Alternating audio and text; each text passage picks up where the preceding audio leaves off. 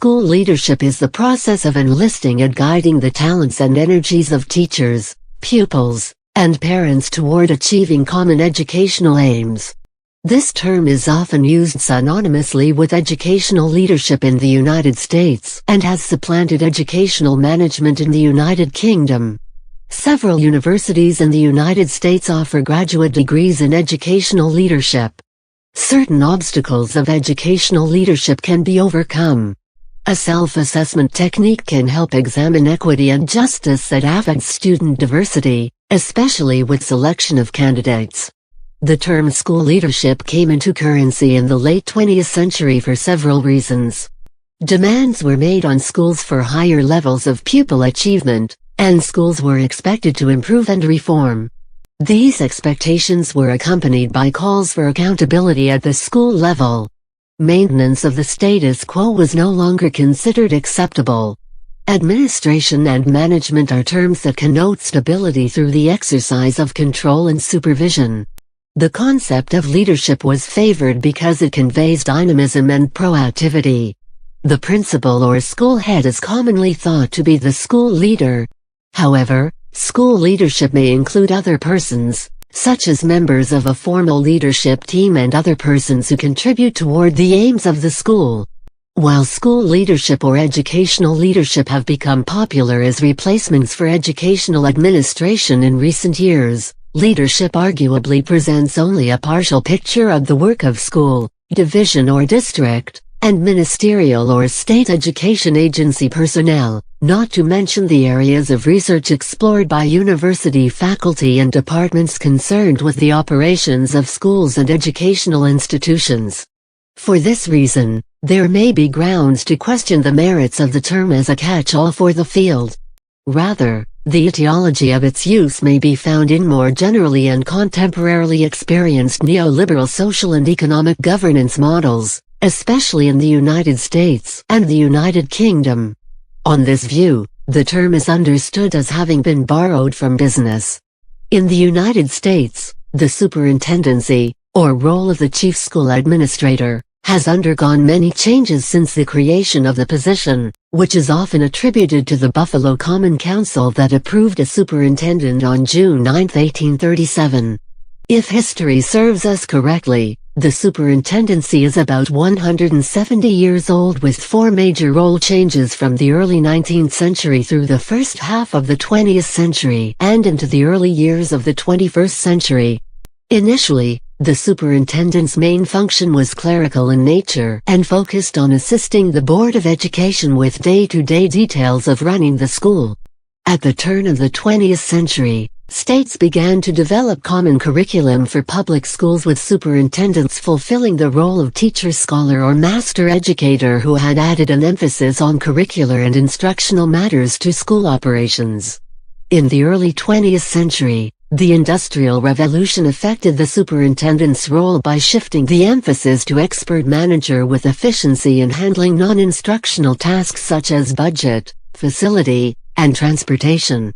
The release of A Nation at Risk in 1983 directly impacted public school accountability and, ultimately, the superintendency. The early 1980s initiated the change that has continued through today with the superintendent viewed as chief executive officer, including the roles of professional advisor to the board, leader of reforms, manager of resources and communicator to the public. The term educational leadership is also used to describe programs beyond schools. Leaders in community colleges, proprietary colleges, community-based programs, and universities are also educational leaders. Some United States university graduate master's and doctoral programs are organized with higher education and adult education programs as a part of an educational leadership department. In these cases, the entire department is charged with educating educational leaders with specific specialization areas such as university leadership, community college leadership, and community-based leadership, as well as school leadership.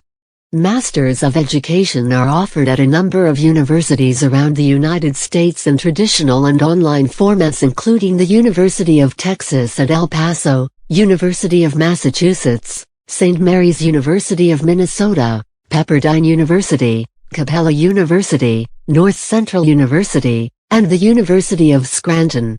Some United States graduate programs with a tradition of graduate education in these areas of specialization have separate departments for them.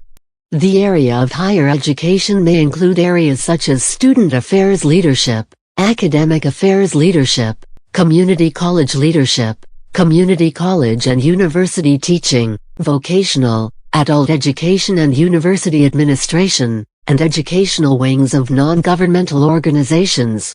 In Europe, similar degrees exist at the University of Bath and Apsley Business School, London, where the focus is on the management systems of education, especially as British schools move away from state funding to semi-autonomous free schools and academies. In fact, in these schools, the focus is on traditional MBA disciplines, such as HR, change management and finance. The so-called academization of British education is highly contentious and political issue, with many teachers resisting moves to what they see as forced privatization. In mainland Europe, educational leadership is not taught formally, with senior educationalists having come through academic pathways, not administration. Educational leadership draws upon interdisciplinary literature, generally, but ideally distinguishes itself through its focus on pedagogy, epistemology and human development. In contemporary practice, it borrows from political science and business.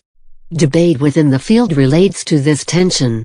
Numerous educational leadership theories and perspectives have been presented and explored, such as A. Instructional leadership, B. Distributed leadership, C. Transformational leadership, D. Social justice leadership, and E. Teacher leadership.